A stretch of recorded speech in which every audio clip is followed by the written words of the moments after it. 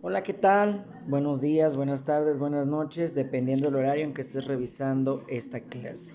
Vamos a trabajar la clase número 5 de Seminario de Negociación Empresarial, ¿vale? Como hemos estado revisando, ya habíamos encontrado diferentes conceptos de qué es una negociación, qué es un contrato, qué es una situación, de las posturas que vamos a trabajar en esta situación de la asignatura. Posteriormente, la clase pasada estuvimos trabajando lo que fue el método Harvard. Con el método Harvard es la línea a seguir con 4 aspectos para trabajar la negociación. Recordemos que son los intereses, las personas y los otros dos más, ¿vale? Vamos a empezar la asistencia ahora de manera más temprana.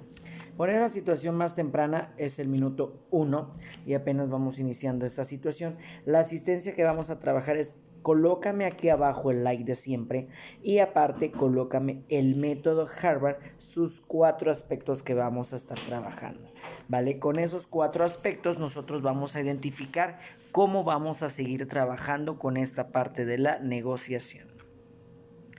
En la parte de la negociación vamos a trabajar las cuestiones de nuestro método Harvard. Ya cuando lo notaste, ya cuando lo identificaste, ya cuando lo estás realizando, ok, ahí te vamos a tomar la asistencia. Correcto, entonces ya colocaste aquí abajo los 4 aspectos que trabajamos en el método Harvard. Con eso te tomo la asistencia de la clase. Vamos directamente a la clase de hoy, que vamos a trabajar las etapas o las fases de la negociación. Aquí tenemos el objetivo como tal y tenemos los 3 subtemas que vamos a estar trabajando. Primera parte, ¿qué es lo que negociamos? Se los mencioné al principio de la materia, que cuando nosotros vamos a hacer una negociación tenemos que identificar si realmente necesitamos negociar lo que se tiene o realmente no hay que llegar a una negociación. Tenemos que buscar las partes positivas si yo pido y las partes negativas si yo no lo pido. En esta parte, si identificamos si es o no es favorable hacer la negociación, vamos a 2 tipos de negociaciones que tenemos que identificar. Cuando nosotros identificamos que es una negociación, voy a identificar si es una negociación proactiva. ¿Has escuchado la palabra proactiva? De manera administrativa se conoce muy bien. ¿Por qué? Porque si nosotros hablamos de proactividad, se define como acciones anticipadas o positivas para esperar algo positivo. Esas acciones previas que vamos a tener como alternativas posibles, que vamos a tener como situaciones propias para tomar algo favorable de lo que se tiene en esta problemática. Eso es lo que se dice que es una situación proactiva. En palabra más sintetizada viene aquí abajo en el texto, que es tener nuestra propia iniciativa. Correcto. Ya que iniciaste con tu propia iniciativa, con esa iniciativa vas a identificar si vamos a negociar, si somos responsables de poder negociar o no lo somos de manera proactiva. En esta parte de la proactividad, ya que tenemos algo de iniciativa, significa que nosotros como seres humanos, somos responsables de las cosas que hacemos. Somos capaces de decidir qué acción poder tomar. Es ahí donde te mencioné la primera parte de la pregunta. ¿Se debe de negociar o no se debe de negociar? Ya que fuiste de manera paulatina y decir que sí vas a negociar, ok, ya identificaste cuáles son tus necesidades, ya identificaste que tú vas a dar el primer paso para esa negociación. A eso se refiere una negociación proactiva, que tú estás dando la iniciativa para poder negociar. A eso se refiere la negociación proactiva. ¿Para qué nos sirve la proactividad en las relaciones sociales? Nos sirve para muchas cosas. Nos sirve para tener el estímulo en las reuniones, nos sirve para tener estímulo en el trabajo, nos sirve para tener coordinación en diferentes proyectos y sobre todo para tener una parte positiva y mejorar nuestras condiciones dentro de una negociación. Es por ello que nos sirve la proactividad aquí en la negociación. Aquí te doy un ejemplo muy claro, hay que tener la visión de leerlo. En el ejemplo muy claro es preciso. Imagínate que estás buscando el plan para ir de vacaciones. No viene en tus mentes ninguna situación de comprar algo, pero te encuentras con la mejor oferta de tu vida de una casa. En esa oferta te está dando muebles, te está dando el crédito, estás cerca de la playa, tienes la ventaja de poder conseguir la casa de tus sueños para poder vacacionar. En esta casa tal vez no la estás buscando, pero te llegó la oportunidad. Tal vez no puede ser el momento oportuno, pero te está llegando esta oferta. A esta situación es una problemática en qué hacer y qué no hacer. Debemos de tener las cuestiones en qué estamos de manera positiva para ir a la playa o qué estamos de manera positiva para poder hacer una negociación por esa oferta que nos están proponiendo. Por lo tanto, sabemos que esta situación de la casa es una gran oportunidad y ya sabes que las oportunidades solamente se dan una sola vez y cuando menos lo esperas, cuando menos lo buscas, cuando menos lo deseas, tienes esa oportunidad. Al tener esa oportunidad de la gran casa de tus sueños, el gran gusto que tienes, la gran situación que tienes aquí, viene la parte nerviosa que nosotros vamos a encontrar con esa situación real. Empieza la situación de ver las partes positivas, negativas, la parte favorecida o la parte personal en querer esa situación o no quererla, en que la requerimos o no la requerimos.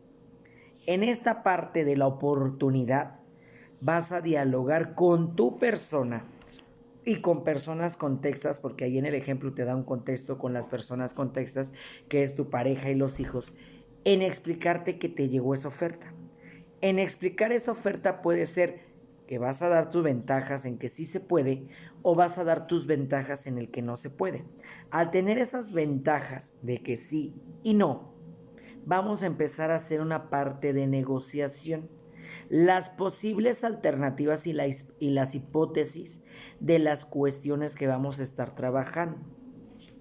Ahí empieza a hacer efecto la negociación proactiva, porque si recordamos proactividad es que tú tienes la iniciativa. En esa iniciativa es que tal vez tú vas a llegar a dar la iniciativa para poder hacer una negociación con esa casa. Pero ojo, volvemos a la primera parte de lo que te expliqué en la clase. ¿Se debe o no hacer una negociación? Tienes que identificar si satisface una necesidad personal, si satisface un gusto o solamente puede ser un capricho porque es una oportunidad que te está llegando. Y ver si ese capricho lo puedo sustentar en algún futuro. Es algo complicado. Puedes retomar mi ejemplo con algunas cuestiones que te han pasado. Yo lo tomé de esta manera para hacerlo más simplificado. Después de tener ya nuestra esperanza y nuestra oportunidad de la casa, viene aquí una parte que tenemos que emplear en la negociación. Para esta circunstancia nos vamos a tener que hacer una serie de cuestionamientos que te los empecé a explicar, que dice, ¿por qué queremos comprar esa casa? ¿Es la oportunidad? ¿Es la rebaja? ¿Es la ubicación? ¿Es lo que no buscaba pero me llegó? ¿Por qué queremos comprarla? Viene la pregunta número 2. ¿Por qué tiene que ser esa cosa o esa casa? Es que las oportunidades llegan solamente una vez. Es que yo no lo busqué, me llegó solo. Es que eso me está buscando a mí. ¿Por qué tiene que ser eso? Y la tercera pregunta es, ¿por qué tiene que ser ahora? Tienes que identificar si tal vez esa casa que tú quieres, esa oportunidad que tú revisas, tiene que ser ahorita o va a ser dentro de 5 años en otra oportunidad que sí tenga la sustentabilidad o que sí pongas en favor las cartas sobre la mesa positivamente. Pero ¿por qué tiene que ser ahorita? ¿Por qué tienen que esperar mejor 5 años? ¿Por qué no lo tuvimos que aprovechar? Es ahí donde se hace un juicio de valor, que esa es otra situación filosófica, en el que dice que nuestras acciones buscamos el sí y el no y el por qué y por qué. El por qué y para qué. ¿Vale? Entonces, aquí viene esa parte de la negociación. Y viene aquí, no lo podemos permitir. Estamos en el límite de poder alcanzar esa parte de la negociación. Estamos en el límite de tal vez yo puedo negociar la casa que tengo 10 pesos pero me piden 100 y me den un crédito. Estamos en esa situación de que la familia nos está apoyando o estoy en esa situación de que yo puedo solo y que tal vez me aprieto el cinturón y lo puedo lograr. Esa parte es lo que nos está sacando a flote para una negociación proactiva. ¿Tienes la iniciativa? Sí, adelante. La casa puede ser tuya, la oportunidad se puede ir, la oportunidad la puedes obtener. Pero al llegar con esos cuestionamientos es la complicación de la negociación. Y vienen aquí las últimas. ¿Debemos o no comprar la casa? ¿Y por qué debemos comprar esa casa? Vienen las partes de el cuestionamiento positivo y negativo a lo que tienes que hacer. Y dice ahí en negro, estas son las preguntas que debemos responder antes de ponernos a negociar.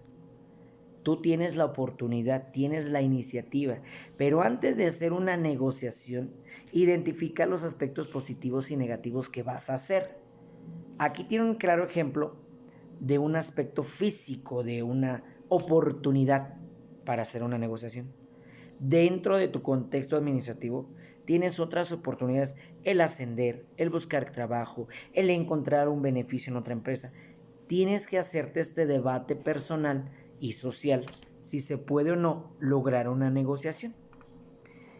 Nosotros tenemos aquí otro ejemplo con la cuestión administrativa, que dice, cuando tienes una cuestión más compleja en comprar una empresa o instalar una industria, una compañía o comprar unas acciones. ¿Qué deseamos de ello? Queremos diversificar nuestra producción, aspiramos a una integración vertical de nuestras actividades, apetecemos nuevos mercados, se pueden conseguir los mismos efectos con otros procedimientos. Es cuando en la empresa se quiere expandir, cuando quieres crear tu empresa, cuando quieres innovar en el producto, cuando quieres aumentar la calidad en otra materia prima. Es ahí donde empiezas a hacer una ética o un juicio de valor, empiezas a hacer un juicio de valor y tienes que darte muchas interrogativas para llegar posteriormente a la negociación. En esa negociación ya tienes todas las herramientas estudiadas, ya tienes todos los puntos positivos, tienes los puntos negativos. Dice el método Harvard, ya estudiaste el problema y sabes cómo vas a llegar a enfrentarlo, con todos los 4 aspectos que te pedí de asistencia, ¿vale? En esos 4 puntos de asistencia es lo que te expliqué la clase pasada, porque ya tienes las armas necesarias para poder defenderte en esa negociación. Así lo vamos a estar trabajando en la parte del negociar. Viene aquí el aspecto de uno de los videos. No era necesario que te lo explique porque lo sabes, pero tienen que tener un manual, todo, para saber que estás bien y que estás mal. Ese manual te sirve, ¿vale? Y viene aquí la parte del cierre, de la proactividad. Tienes que aclarar bien qué es lo que quieres antes de iniciar una negociación y qué es positivo y qué es negativo, ¿vale? Eso es lo que se refiere a una negociación proactiva. Posteriormente vamos a otro tipo de negociación. Nos vamos a la negociación reactiva. En esta negociación reactiva nos vamos a reactivo de manera administrativa y son responder a nuestras problemáticas, a nuestras incidencias que tenemos dentro de un problema. Si nosotros nos vamos en negociar, es que nosotros nos podemos encontrar obligados en tomar diferentes opciones y diferentes tomas de decisiones en una negociación. A eso se refiere reactividad. Es responder a una problemática, responder a una incertidumbre teniendo diferentes opciones. Tenemos aquí el otro ejemplo en el cual te menciona, léelo por favor, en el cual te menciona que el casero de la casa donde estamos rentando no lo pide por justificación personal. Tal vez esa justificación personal no es tan agradable para ti, tal vez está corrompiendo un contrato, pero tú sabes que un casero lo puede hacer porque es su propiedad, solamente te la está prestando a través de un servicio monetario. Y cuando tú tienes la situación de que esa renta te queda cerca del trabajo, de que esa renta es accesible, de que esa renta tienes la oportunidad de crecer más aunque estés rentando, llegas a enfrentarte con un problema y vas a buscar una alternativa para solucionar ese problema. A eso es reactividad. Tenemos nuestro problema, es que el casero nos está corriendo.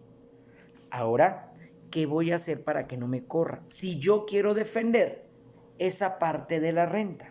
Si no la quiero defender, al final de cuentas me voy, veo la estipulación del contrato, me espero a que acabe la renta y pam, pam. Pero si ves que esa parte de la casa ya llevas mucho tiempo, está cerca, tienes acercamiento con los vecinos, acercamiento con centros comerciales, acercamiento con la situación urbanizada, te conviene y tal vez es hasta accesible en tus economías, ¿vale? Entonces ahí vamos a hacer la situación que nos vamos a interesar en negociar. Ahí ponemos negociaciones y buscamos las alternativas. ¿Por qué quiero estar aquí? ¿Qué opciones le puedo ofrecer al casero? ¿Qué opciones no le puedo ofrecer? Y realmente tengo que desalojar o no tengo que desalojar esta parte de la renta. Aquí en esta parte de la reactividad tienes un problema. Tienes que buscar alternativas y soluciones para ese problema. Y aquí mismo lo menciona. Te encuentras en una negociación reactiva y debemos buscar posibilidades para resolver el problema. A eso se refiere, ¿vale? Y aquí viene una conclusión de tal vez viene el problema. Y dice aquí, no tenemos más remedio que negociar para intentar algo. ¿Qué es intentar? Quedarse con la vivienda que nos interesa, nos satisface la necesidad, ¿vale? Es aquí la conclusión de la problemática. Buscar alternativas y una toma de decisión, como lo que es la proactividad, dar tu iniciativa para poder sacar la negociación, ¿vale? Teniendo esa proactividad, dar la iniciativa de negociar, ahora vamos a enfrentarte a una negociación reactiva, porque tienes tu problema y tienes que buscar soluciones. ¿Vale? Espero y vamos entendiendo esa parte de los tipos de negociación que seguimos teniendo. La clase pasada te expliqué varios a través del método Harvard y ahora te estoy explicando 2 más. Ya que identificamos este tipo de negociaciones, ahora vamos a los puntos que vamos a identificar del conflicto, ¿vale? En esa parte del conflicto que vimos la clase pasada, muchas situaciones de conflicto se extienden por llegar a una negociación, ¿vale? Pero en esa parte del conflicto se debe situar un panorama de cómo es el conflicto y qué partes necesita ese conflicto para realizarlo. Y aquí viene un ejemplo. Situar el conflicto en un marco tiene el mismo efecto que hacerlo en una foto. Se focaliza, se observa y se analiza y se resalta lo fundamental y se elimina lo accesorio, ¿vale? Es la parte aquí donde dijo Sócrates, o observas o visualizas. Si observas es el panorama en general, si visualizas es que estás dando detalles mínimos, estás observando los detalles mínimos de las cosas. A eso se refiere la cartografía del conflicto, tener lo que arma nuestro contexto de problematización. Y lo vamos a identificar en 5 partes. La primera parte es el contexto del conflicto. ¿Cuáles son los antecedentes y las causas en que se da un conflicto? Un conflicto no se da por sí solo. Y lo vimos la clase pasada. Tiene un porqué y está justificado. Y aquí lo menciona, tiene una historia. Tiene el porqué, ¿vale? En esa historia me va a dar el punto clave o me va a dar el clavo de la situación para sacar nuestra problemática. En ese punto clave del conflicto es lo que me va a dar el contexto. ¿Por qué es el conflicto? ¿Por qué se quiere negociar con ese conflicto? ¿Vale? Aquí viene un ejemplo que va a ser la situación del desavenencia, que son situaciones de conflicto conyugales. ¿Por qué tenemos esos conflictos conyugales? ¿Por qué estás peleada con tu novia? ¿Por qué estás peleado con tu novio? ¿Por qué estás peleado con tu mujer o tu hombre? ¿Por qué? Ese es el contexto. Situar el porqué de esa cosa, ¿vale? Ese es el primer punto de la cartografía del conflicto. Segundo punto, partes implicadas. A pesar de que todos los conflictos tienen partes implicadas directas, que es 2 personas, 3 personas, un grupo, contexto con el otro, esas son partes principales. Pero pueden existir aspectos secundarios que pueden afectar a esas personas por el conflicto, ¿vale? Porque están ligados a esa situación, porque tienen un interés por esa situación, porque a través de esa situación satisfacen una necesidad y al tener un conflicto, al tener una problemática, nosotros vamos a acabar perjudicándolos, ¿vale? Y salen afectados a la hora de tener esa negociación. Si nosotros seguimos con el ejemplo del problema de las parejas, ¿quiénes salen afectados? Los hijos o los mismos parentescos cercanos, padre, madre y suegros. ¿Por qué? Porque al final de cuentas, si nosotros tenemos un quiebre con esas relaciones, podemos tener afectaciones con partes implicadas. Los niños en una relación marital son las partes implicadas, porque viene la frase de las mamás, ¿y las criaturas qué culpa tienen? Así se refiere esta parte. ¿Qué culpa tienen los demás? Que yo tengo que hacer mi negociación. Y si yo hago mi negociación, ¿tienen que salir beneficiados o tienen que salir afectados? ¿Qué culpa tienen ellos? Ninguna. Pero si yo no hago mi negociación, no voy a identificar mis aspectos positivos y negativos. Si yo no hago mi negociación, no voy a crecer o no voy a hundirme o no voy a ganar algo. A eso se refiere la parte número 2 de la cartografía, partes implicadas. ¿Qué culpa tienen ellos? Pero ni modo, salen afectados. En la parte número 3 de la cartografía del conflicto, vamos por los objetivos y los intereses. Esta parte de intereses viene en el método Harvard, ¿vale?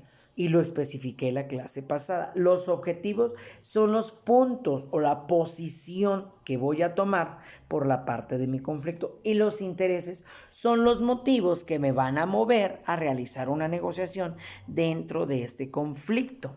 Siempre las negociaciones se van a centrar con los intereses. Siempre va a ser, y se lo mencionamos creo que a primera, a segunda clase, siempre va a ser por lo que yo quiero, por lo que yo necesito, porque yo quiero negociar por algo personal o que congoja el apoyo con varias personas. Pero también debo de conocer los intereses que tiene mi otra parte del contexto con la cual le voy a negociar. Si yo voy a negociar en mi empresa un aumento salarial, pero sé que la empresa está en quiebra, yo sé que la empresa no tiene buena productividad, yo sé que la empresa no tiene buen marketing, yo sé que la empresa no está dando el ancho para aumentar, yo sé que te vale cacahuate y estás trabajando, pero también busca tú también los intereses que van a tener las otras contrapartes para hacer la negociación, porque en esa negociación la empresa no va a querer perder, tú tampoco, ¿vale? Y aquí en esta parte de los intereses se da una parte como lo vimos del ganar, ganar, ganar, perder. ¿Cuáles son los intereses reales de cada uno? Y con esos intereses vamos a adecuar el engranaje para que la negociación forme una parte adecuada, positiva, clima positivo en esta parte y esa dirección se va a ir dando vueltas y vueltas de manera general y formando en ambas partes algo equilibrado, no algo desigual y trabajar esos intereses equilibrados, ¿vale? Y viene ahí una parte que dice unos verdaderos intereses, no nada más porque quiero, no nada más porque lo exijo. Y lo vimos en el Harvard. El interés es porque realmente necesitas, porque realmente requieres el interés, la satisfacción de necesidades, lo diría Maslow, porque realmente lo requieres. A eso se refiere el punto 3. No perder el porqué de la negociación, que es el objetivo, y no perder la causa de mi negociación, pero también cuadra la parte de la empatía en qué pasaría si esa parte no se da con la negociación con otra persona. Después nos vamos al punto número 4 y 5. La 4 y 5 son el contraste de creencias y valores. Lo vimos en tipos de conflictos, las creencias, ideologías y la parte valorativa de para mí es un valor esto y para ti el valor es otro y para ti es importante esto y para mí es importante el otro. Esas ideologías y creencias nos pueden afectar demasiado en una negociación porque sabemos qué tipo de prejuicios, qué tipo de reacciones, qué tipo de ideologías y qué tipo de cabezas vamos a enfrentarnos. Y que diría la frase, cada cabeza es un mundo, sí, y cada mundo tiene un interés, sí, y cada mundo gira en su contexto, sí. Pero ojo, si una sola persona ha movido masas, ¿por qué no puedes tú mover a otra persona para llegar a una negociación? no llegando a una situación violenta, sino de manera diplomática. Esa parte diplomática nos va a poder ayudar a contrastar esos conflictos religiosos y valorativos ideológicos que vamos a tener. Pero identifica que cada creencia, cada mundo, tiene diferentes perspectivas. Esas perspectivas hay que contrarrestarlas y hay que buscar una situación mutua de negociación. Ese es el punto número 4. Y el punto número 5 son consecuencias colaterales del resultado de una negociación. Consecuencias colaterales, lo que puede pasar después si me dan el aumento. Si mi empresa está en quiebra y me aceptan el aumento para que yo me quede, ¿qué puede pasar? Esas son las consecuencias colaterales, porque cada parte se va a defender. Vamos a llegar a un producto de negociación y tal vez esa negociación va a ser positiva o va a ser negativa. Más sin embargo, existe esa tensión de que si yo apruebo tu negociación, ¿qué va a pasar? Y si tú no apruebas mi negociación, ¿qué va a pasar? Aplica la situación hábil de identificar puntos rápidos, buenos y malos de lo que estamos negociando, ¿vale? Para evitar esas consecuencias colaterales del resultado y tener un aspecto positivo duradero en la negociación. Y aquí se repitió el 5, entonces eran 6. Y el número 6 es la capacidad de control. En esta situación, las emociones, en esta situación, la explosividad, en esta situación, la cuestión de cómo tratar la negociación, lo vimos al principio evitando un conflicto armado. Y todo es de manera respetable. Sí va a haber un conflicto ideológico, sí. Va a haber un conflicto de creencias, sí. Va a haber un conflicto de intereses, sí. Pero tienes que tomar el control de que la negociación tiene que ser algo tranquilo, sereno, serio.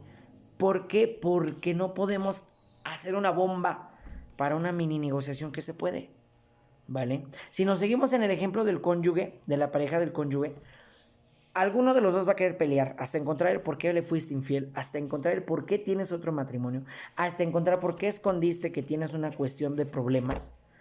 Todo el mundo lo va a encontrar y tienes una situación extensa. Y los perjudicados van a ser los hijos, van a ser los suegros, van a ser los papás, sí. Pero uno de los dos va a tener el control para que esa negociación no explote. Y si esa negociación explota, ya no es una negociación positiva. Esa es una negociación ya de conflicto armado, conflicto a golpes, que también lo vimos, hay que evitarlo, ¿vale? Y en esas discusiones, la capacidad de control es que tú atores tus emociones, que tú puedas manejar de manera positiva la negociación y que tú tengas el deseo de una buena relación social con terceras personas, ¿vale? Eso se llama el punto número 6, capacidad de control. Y aquí viene un punto resaltable de la tarea de la clase y dice: finalmente hemos decidido negociar. Ok, ya revisaste todos los puntos, ya buscaste la parte proactiva, la parte reactiva, ya encontraste el tipo de conflicto, que ya encontraste el problema dentro de ese conflicto, ya lo encontraste, ya lo analizaste, ya estudiaste tu problema. Ahora sí, vas a decidir negociar, ¿vale? Con eso es identificar qué vamos a negociar, con quién vamos a negociar y cómo lo vamos a negociar. Aquí ya viene la parte más situada en cómo me voy a comportar, cómo voy a trabajar de manera positiva con la otra persona para hacer una negociación. Aquí viene la primera tarea y nada más es una, porque es una tarea amplia. Es una conferencia con el autor del método Harvard y es una conferencia extensiva y está fragmentada. Te voy a mandar el Word, descarga el Word, ¿vale? Y en el descargar el Word viene que hagas lectura de código QR para que te mande directamente al canal donde está esa conferencia y al proceso de la conferencia dividida en 3 partes, ¿vale? Ahí vengo en la plataforma, vengo en más estructurada la situación para que lo leas. Te estoy dando la introducción en cómo va a ser.